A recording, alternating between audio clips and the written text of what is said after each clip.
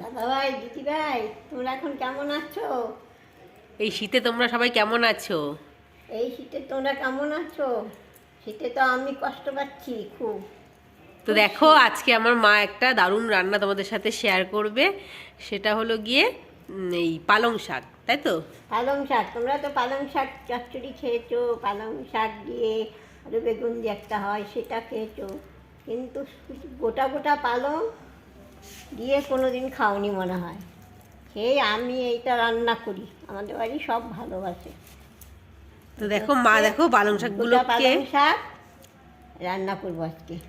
তো পালং শাকগুলো কিভাবে কেটেছো সেটা দেখিয়ে দাও। পালং শাকগুলো ওই গোড়াটা শুধু ফেলে দেবে, পরিষ্কার করে ফেলে দিয়ে পরিষ্কার করে ধুয়ে নেবে। আর এই দেখো কেমন এই পালং শাকগুলো, দেখো আমার, এই দেখো গোটা গোটা এরকম পালং শাক। এই গোটা গোটা পালং শাক এরকম শুধু একটু গোড়াটা ফেলে পরিষ্কার করে ধুয়ে নিতে হয়, ভালো করে ধুয়ে নেবে যেন বালি ছড়ি না থাকে। তারপরে এইটা রান্না করবে। তো দেখো মা কী করে রান্না করছে তোমাদের সাথে শেয়ার করছে। তো চলো দেখতে থাকো, আশা করছি তোমাদের খুবই ভালো লাগবে। কড়াই গরম করে এখন এখানে সর্ষের তেল দিয়ে দিচ্ছে।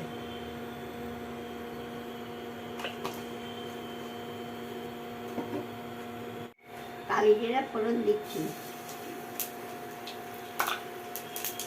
আর কাঁচা লঙ্কা একটা দুটো যে যেরকম ঝাল খায় দিয়ে দেবো।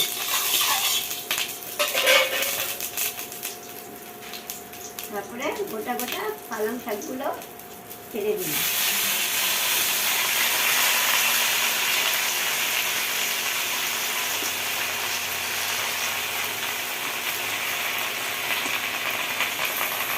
তার মধ্যে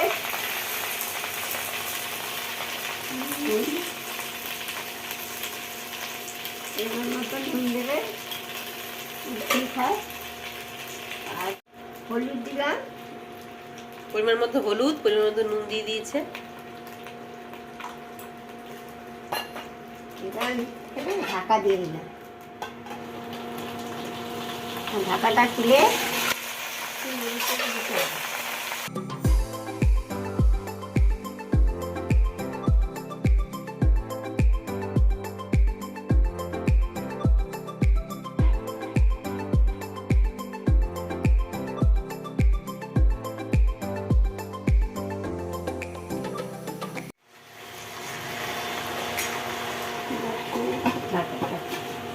জলটা পুরো উঠে